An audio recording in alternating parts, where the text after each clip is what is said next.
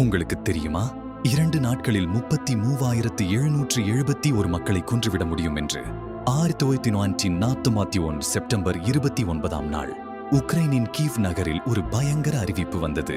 யூத மக்கள் அனைவரும் ஆவணங்களுடன் ஒரு இடத்திற்கு வர வேண்டும் என்று அவர்களுக்கு சொல்லப்பட்டது. இது வெறும் இடம்பெயர்வுதான், ஆனால் உண்மை வேறு. பாபி யார் என்ற பள்ளத்தில் நடந்தது வரலாற்றின் மிக பயங்கரமான படுகொலை. மக்கள் வரிசையாக நிறுத்தப்பட்டனர். உடைகள் களையச் சொல்லப்பட்டது. பிறகு இயந்திர துப்பாக்கிகள். உடல்களின் மேல் மண் போடப்பட்டது. பலர் உயிருடன் புதைக்கப்பட்டனர். சொத்துக்கள் திருடப்பட்டன. மிக பயங்கரமான விஷயம், சோவியத் அரசு இதை மறைத்து வைத்தது. 1961 ஆதாரங்களை எரித்து அழித்தனர்.